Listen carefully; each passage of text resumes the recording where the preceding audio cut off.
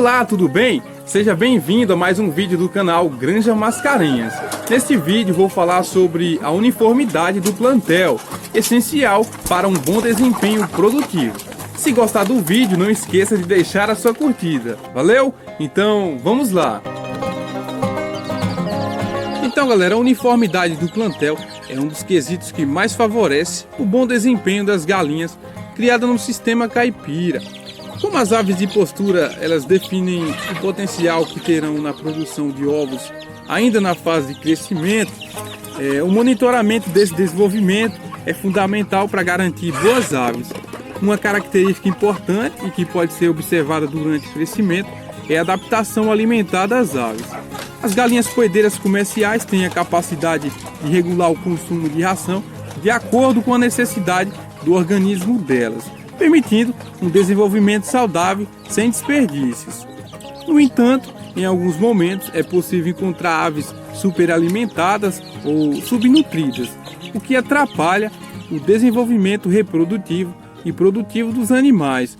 E o resultado disso é o aumento dos custos com o plantel, que passa a sair mais caro para o criador. A uniformidade do lote deve ser buscada na fase de crescimento, de forma que a grande maioria das aves alcance o peso ideal, a maturidade sexual, para que tenha alta eficiência e uniformidade produtiva. É importante que você seja um criador observador, dentro do galinheiro. Se possível, pesar as aves, ou no tato mesmo, fazer uma comparação, tamanho, peso, etc. Um plantel uniforme tem pelo menos 80% das aves na mesma faixa de peso. Num plantel desuniforme, as aves maiores dominam o galinheiro, não deixam as menores se alimentar direito, além de ficarem batendo nelas. Isso causa estresse, problemas nutricionais e, é claro, prejuízos. Enquanto que aves na mesma faixa etária e peso não se confrontam, tornando o ambiente muito mais favorável para um bom crescimento e produtividade. E assim, o que causa a desuniformidade do plantel? O manejo nutricional e ambiência são os principais fatores. Muitas aves num espaço reduzido, comedouros e bebedouros insuficientes, altas temperaturas e baixas temperaturas também, ração e água de má qualidade, além de doenças que podem surgir. Um manejo inadequado vai atingir principalmente as aves menos resistentes e, por isso, a diferença nos tamanhos. Mas, mesmo com um bom manejo, é comum que algumas aves se destaquem no desenvolvimento. Isso está ligado à genética. Porém, quando você compra pintinhos de um dia em casa de ração, por exemplo, eles vêm com o mesmo potencial genético se forem da mesma empresa. E aí, o manejo adequado é que vai definir a uniformidade do plantel.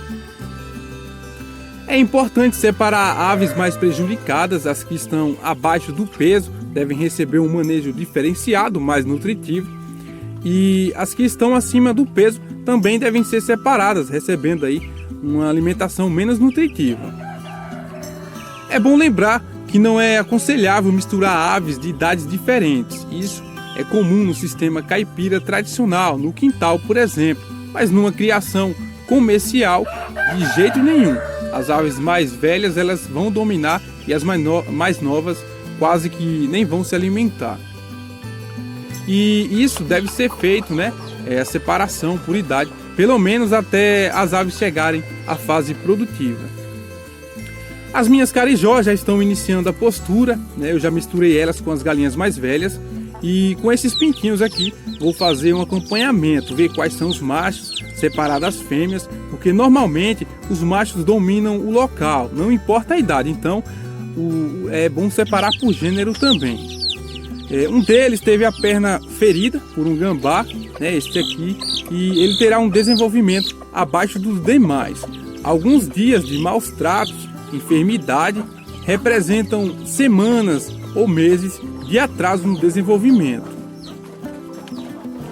Então, se você vai comprar um bocado de pintainhas, de poedeiras, ou seja lá qual for a aptidão, ou de raça pura, acompanhe o desenvolvimento delas. A fase de cria e recria, inicial e crescimento, são as mais importantes. Nelas já dá para observar quais são as melhores galinhas.